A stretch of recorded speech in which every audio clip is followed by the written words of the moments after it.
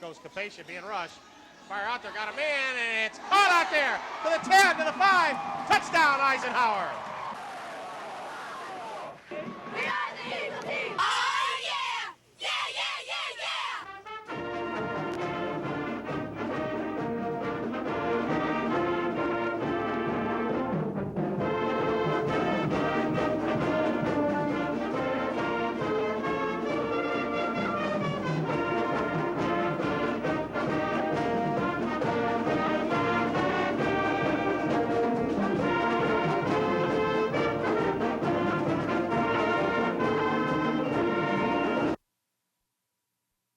Hello, ladies and gentlemen, and welcome to the Eisenhower Eagle Football Review. I'm here with Coach Bob Lancey, and Coach, the finale of the regular season is a victory for the Eisenhower Eagles. A game you had, it's a must-win if you're going to be anywhere for consideration for the playoffs. Yeah, at least we got the chance and we got the anticipation of the drawing to see if you make it or not. And we did our part. Now we got to hope that somebody wills it for us and gives us what we deserve, because I think these kids have really played just for the opportunity to play in that big playoff game, because there's a lot of excitement that comes with it. Let's talk a little bit about the year, the unfortunate 0-3 start that you guys lived through. How low are these kids? You know what? They never got that low. I think at the end of the Stevenson game, it was real tough. But we came into Chippewa, and I thought we played a very good offensive and defensive game. Made a few mistakes, and could have got it going that week. And then the next game was Sterling Heights. They're a championship team, and we put it to them pretty doggone good, and that told us how much we improved in a short period of time. There's only one thing that stopped it. It had nothing to do with their attitude. It was just a mess of injuries, and we just couldn't get ourselves organized fast enough at the beginning of the season. And we had three very tough opponents to start off with. Have you ever seen the injury bugaboo this bad? Never. This is the ultimate of Eisenhower High School football.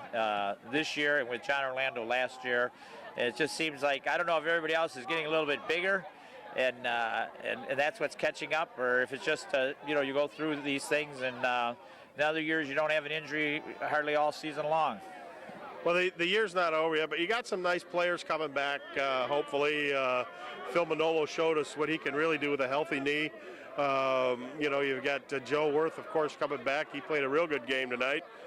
Sauber is going to be back, is Landrew in your secondary. Some guys up front will be coming back. Andrew Vendetti there is not little, but he'll be back there. Talk a little bit about some of those guys, maybe what you might anticipate as a team next year. Well, I just think they're going to have to really have a lot of determination. They're going to have to be very diversified in the way we attack. I think the major factor that we have is that we have a few speedsters with Conley coming from the JV, Manolo, and Stewart, another young man I saw at the JV. He hasn't played a lot, but he's got a sort of an explosive. We need those explosive players next year. It's going to be a totally different game. We're going to look at throwing 15 or passes. Our quarterback's going to have to run the ball a little bit. But with that speed is still the factor that makes a difference in high school sports, and I think we haven't had that kind of speed in a number of years. Speaking of quarterbacks, you've had about almost 3 seasons full of for number 16, Taylor Capacia. He's playing, his dad is the offensive coordinator. He's playing. You're the coach. He's known you since he was a baby, and talk a bit about and the pressure to win at Eisenhower, and fans knowing all about that tough situation that he's in. I mean, what was it like going through the year? There's some of that frustration, some of the glory. Yeah, well, I think it's football is the greatest lesson that we can learn in life. It takes us to the limit. He was taken to the limit with a couple of key injuries early in the year that sort of held us back as a team and held him back from reaching his stride. He reached his stride in the middle of the season, and then teams have made such adjustments on us because of the Farr getting hurt, Mike Farr, and Jake Howell, who were our two tremendous backs that we lost. I mean, they could have taken us anywhere if we had both of them real healthy. And everybody's suffocating us. So everything we earned on the passing, which was a lot still, still a 1,500-yard season, and we had to earn because people were just coming up and sticking to us like glue right off the line of scrimmage. And we don't have a lot of great speed. We have great quickness and good, but ultimate speed, that's something we were a little bit missing. And I think that's why I say next year when you have some speed in the backfield, they got to bring an extra man down on the running game, and then your receivers get a fair chance to make some big plays for you. A little bit of, you think, just between you and me and not you people, but do you think Taylor has a chance to play in college? I think he does because remember, college is a 5-year period of time. We know that he throws one of the greatest passes that we've ever seen at Eisenhower High School. Physically, he's been in a growth spurt right through high school. Now he gets a chance to spend a couple years building himself up, developing into a 215 or 220. He doesn't have to play for 3 years, 4 years. If you play 1 year, and you're especially at quarterback. Yes, you could. There's guys that come in and play 1 year and are superstars, and anything can happen. I think you just got to keep everything in perspective. That he's gone through high school in a tremendous growth spurt and has been a star with over almost 4,000 yards passing. So his future is really up in front of him yet, and I think he's got a great disposition for it. He's patient, he's smart, and it's a long-term thing that he has to look at. Well, Coach, congratulations on a winning season here at Eisenhower, another one. And it feels great to have this winning season. I can't remember, you probably know, Tim, you're the stat man. When did we have our last losing season? I believe it was 1997? Somewhere around there. In the 90s somewhere. Yeah. There was 98, and 97. I hope if we make the playoffs, it's 10 years in a row in the playoffs, which would be a tremendous accomplishment by Eisenhower High School and our entire football family, because you just don't get 10 years in a row in the playoffs. There's only probably 15 or 20 schools in the state of Michigan that have accomplished that. So that, now it's up to prayer. Okay. Well, we'll go light the candles right now. I've been here with a couple of guys who have been doing it all year for the Eisenhower Eagles, Taylor Capacia and Brett Cowton. And Taylor, you guys started it last year. I think it was the Anchor Bay game. You really started hooking up and clicking together. And then this year, injuries maybe to Kirk Danner slowing him down, maybe getting double coverage. You had to go to Brett a little more. Your feelings on your confidence in him? Throughout the whole season, I had a lot of confidence. Ever since the first game, he's been making big plays, and I lay him up to him. He goes under and catches them. Again tonight, he did it again. He made a lot of big plays, and if we get into the playoffs, I hope we can continue doing that. 12 of 20 tonight for 200 yards on a night that I wouldn't want my grandmother sitting out on the front porch and in this drizzle here. But how tough is it to play in this kind of crappy weather? Yeah, it's really not that big of a deal. I started off kind of rough, but second half we were able to get things going, and then he made some plays to make it even better. So. And also, this game tonight, you 3 touchdown passes tonight, and you got knocked up there a little bit there in the game. What happened to that? We saw you kind of exposed there after you threw the ball. Yeah, I was throwing it deep, so I had my body exposed, and he was able to just take me to the ground. I just got the wind knocked out of me, so I'm all right. And Brett, tonight you're 6 receptions, 135 yards. Tell us about that little move you made on the cornerback after you caught the ball. Well, I was going inside before. Whole season I've been, catching the hook and going inside. I just decided to go out, and then, Zilly made a great block. I would never have scored if he didn't make that block. I love you, Brett! How much does it mean to you this year being able to be the go-to guy for the Eisenhower Eagles? It doesn't really matter. If Kirk wasn't there, I would. I don't know. It's kind of hard question to answer because I don't know. I don't know how I feel about it. You guys had a lot of guys banged up all year. I asked this to Ben. I said, how come almost every seemed like skill player had spent some time on the bench, got injured, got hurt, except for you two guys. What do you attribute to that to? Ben's a tough kid, and I just got lucky. I've had injury problems in the past, and the last 2 seasons I've been, really lucky to not get hurt. So it's nice. How about this team? Was it pretty tough playing these guys tonight, knowing that they were 2-6? At first it was pretty tough. I thought, it'd be just a breeze. I probably shouldn't have thought that, but I was having some trouble getting open, but then finally we started clicking and it worked out good. And Taylor, I got to ask you this question. A lot of people always want to know is how many times you change a play your dad calls? Well, every play is pretty much an audible in our thing, so I have a chance to change at any time. So, anytime. I'll do it whenever I want. Yeah, okay. And what you're seeing out there tonight, when Kirk went down and you had Swatowski come in and you had Ben back there and Brett, and what were you kind of seeing out there? What were they changing on defense? Yeah, in the second half, they kind of changed it up, tried to take away our short passing game. Sly came in there, though, and he did what he's supposed to do, and it was just a good performance in the second half. Okay, well, your grandfather says I got to let you say hello to somebody, so go ahead. All right, hello, Mom, Dad, Ashley, Tim, and my whole family. Mom, Dad, Ellie, Grandma, Grandpa, Uncle Uncle Jeff, thank you.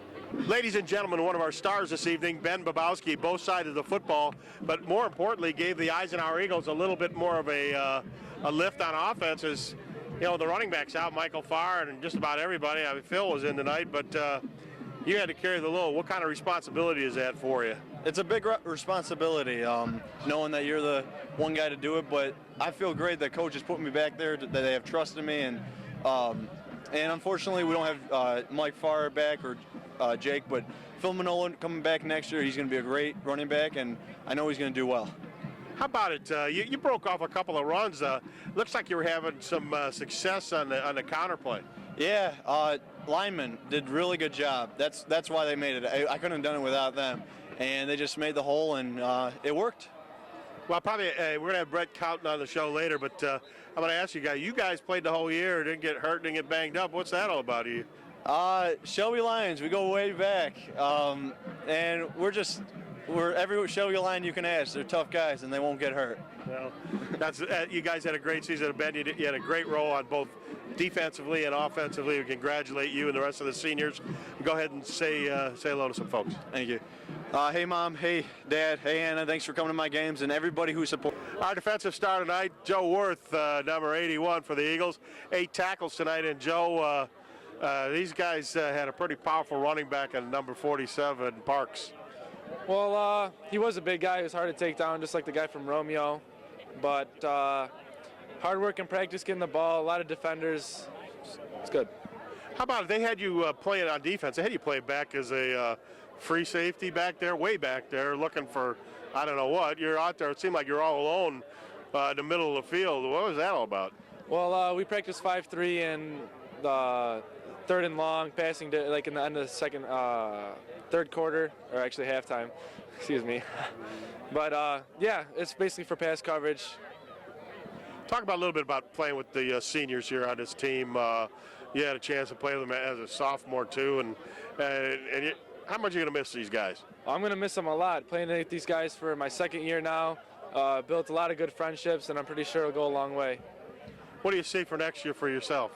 For myself, I don't know. Yeah, and the team. Oh, and the team? Well, the team in general, we're going to come out stronger than ever. So, yeah, we're going to do good. We're going to be a good team. All right, say hello to your girlfriend. Hi, Mom, Dad. Love you guys, Grandma, Grandpa.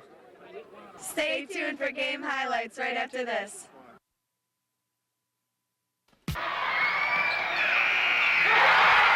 As a graduating high school senior, your school sports playing days come to an end. But as you move on, you can still stay in the game by trading in your playing uniform for a new opportunity. High school sports need new officials now more than ever. Officiating is a great way to give back to the game, stay in shape, and it's not a bad way to make part-time money while you're in college. Register online at mhsaa.com and stay in the game. A public service message from the Michigan High School Athletic Association.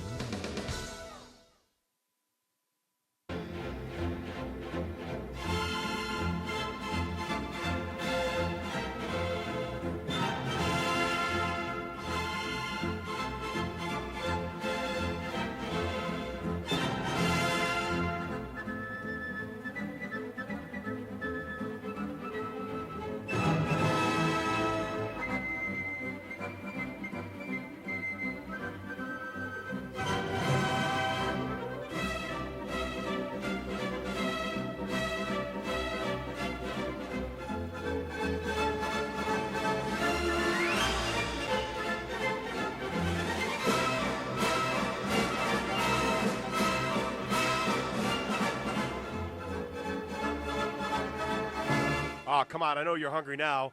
Give Vendetti's Spanky House a call or stop by for a mouth-watering meal.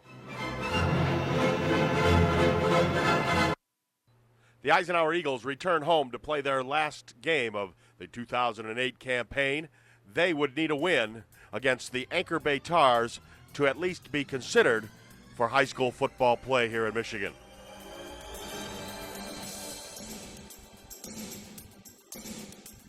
The defense for Eisenhower started out strong. Anchor Bay tried to run outside and was unsuccessful.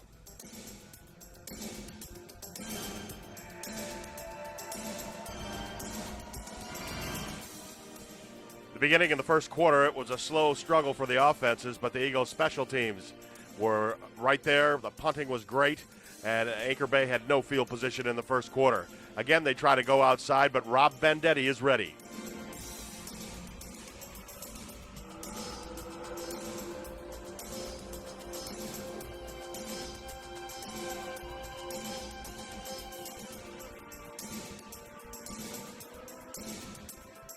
The Tars also had trouble running the ball up the middle. The Eagles smashed them at every opportunity.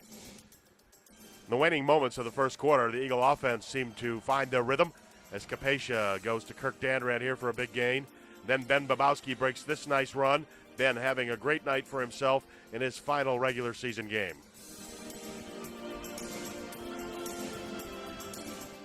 Then Capacia would fire this ball perfectly to Kirk Dandran, who makes the catch inbounds, making it easy for Phil Manolo to hop, skip, and jump into the end zone, and the Eagles led it 7-0.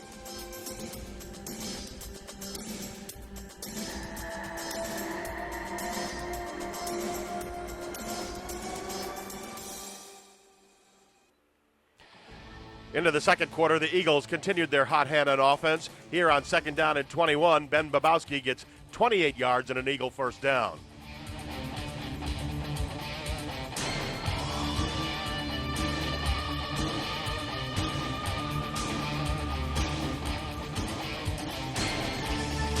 Capacia then would hit Ben out of the backfield, and he breaks a tackle and gets another Eagle first down in Anchor Bay territory.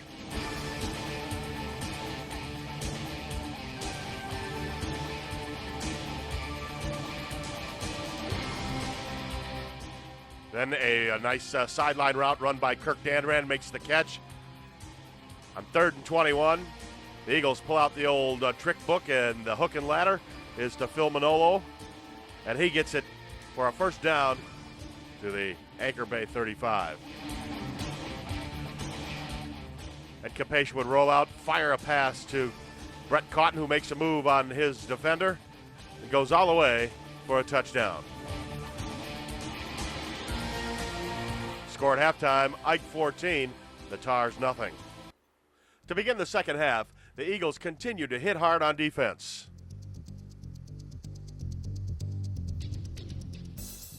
The offense continued its hot hand as well. Taylor Capacia drops back, gets good protection, fires one out there. It's caught by Brett Cotton at the Anchor Bay 28. He rambles the rest of the way for a 61-yard touchdown play.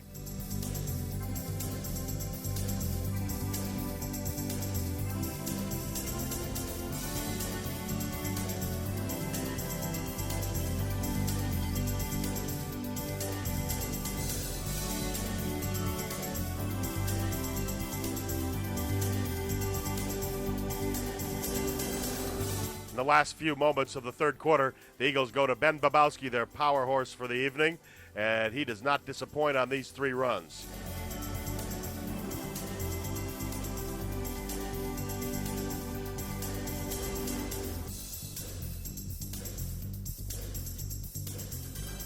In the fourth quarter, Capacia would look deep for Brett Cotton. He's tackled before he has a chance to catch the ball. The interception is no good. The Eagles are rewarded with a pass interference penalty. Then Capacia would look over the defense, and he would find his running back again, Ben Babowski, who'd make a nice catch out of the backfield and head for the end zone.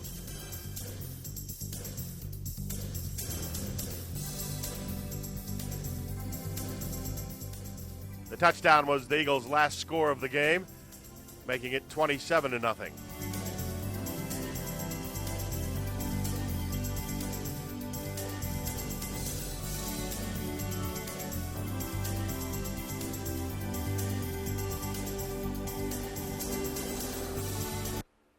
At 27-0, little Joey Lancey felt it was time to get up and dance.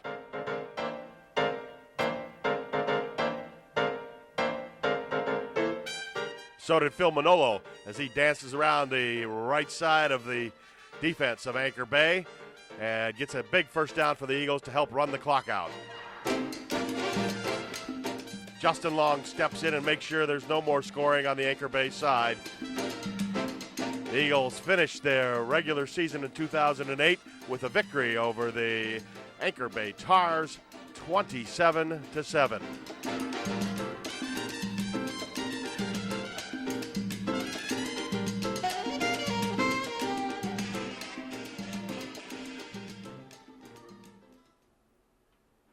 We'll be right back with our special feature after this. Well, folks, your wait is over. Vendetti's Spanky House is now open. Yes, the famous Vendetti Spanky is back and better than ever. Ah, that homemade sauce and the pepperonis inside and all that cheese they pack into that homemade roll. Man, that's good stuff. But that's not all you can get at Vendetti's Spanky House. They've got all kinds of pasta, spaghetti, mostaccioli, baked mostaccioli, meat ravioli, cheese ravioli, homemade gnocchi, and salads. They got all kinds of salads. And pizza, of course. Hey, don't wait to get home to eat your Vendetti Spankies. Eat them right there in the store. Why not give Carlo and Bev's boy Dino a call? Let him do the cooking tonight.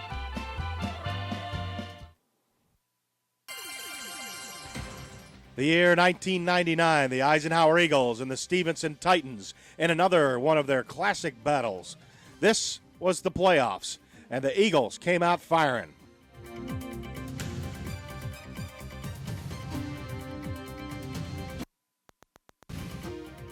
Brian Ginnip, the quarterback that year, would find Chris Hoover, and he would take the football all the way down to the Stevenson 15-yard line.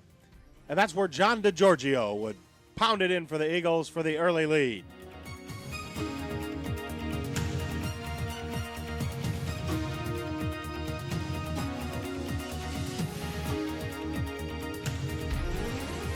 The Titans, however, would come back as Rod Hunsinger would find a receiver in the end zone on the halfback option, and Stevenson tie the score.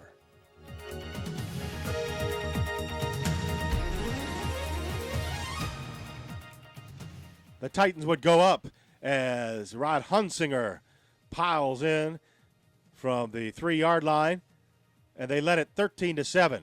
But the Eagles did not quit, forcing a fumble here as Jeff Benetaw comes up with it.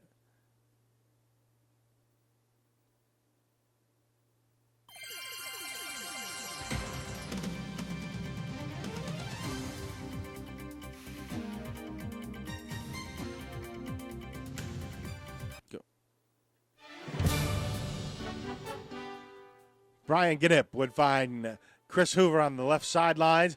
Chris would get it deep into Stevenson territory. Again, John DeGiorgio piling through a hole on the left side, goes in for the score. Eisenhower led it 14-13 as Brian Ginnip hits Brett Klein on the sidelines. The Eagles are poised for a field goal attempt.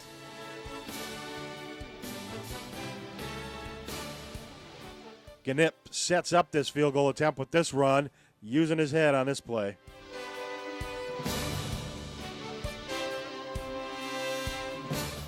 Mike Griswolski comes on and boots the field goal, and the Eagles are up 17-13.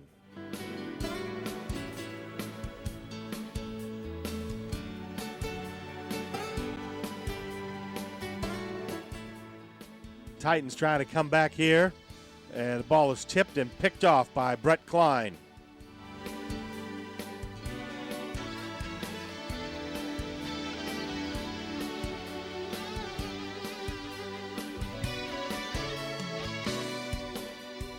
Eisenhower behind the hard running of John DeGiorgio. Gets it deep again into Stevenson territory, trying to widen that lead. Could not do it. Back came the Titans and Rod Hunsinger. He scores going around the right side, and it looked like another loss for the Eagles, 7 in a row possibly to the Titans. but Eisenhower comes back, as you'll see here. The extra point is muffed. The Eagles bury the kicker, and they are within a field goal of winning. Brian Ginnett goes to work as he finds Nick Josephack on the right sidelines.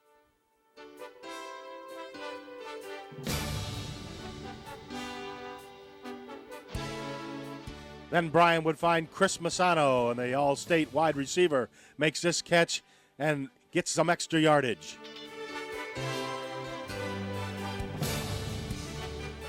John DeGiorgio on the sweep.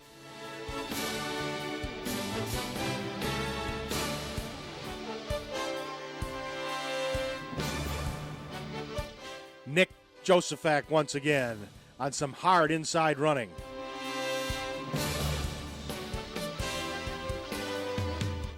Then Mike Grzywolski would come on and boot the game-winning field goal, and the Eagles have snapped a Titan 6-game winning streak and started one of their own because Eisenhower hasn't lost to the Titans since 1999 in these playoffs.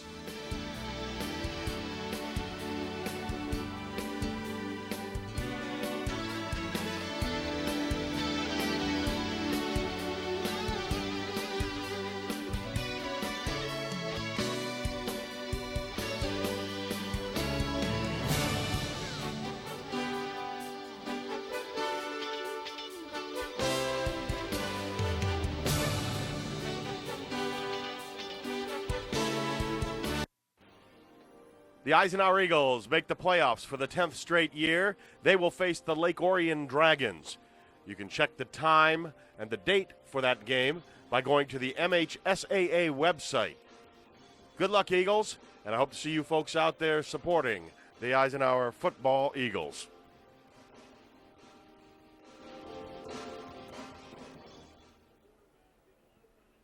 Ladies and gentlemen, thank you for joining us here on the Eisenhower Eagle Football Review.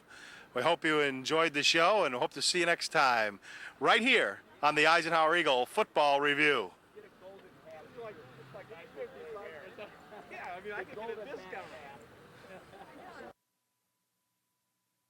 Eisenhower wins on an interception by Jacob Hall.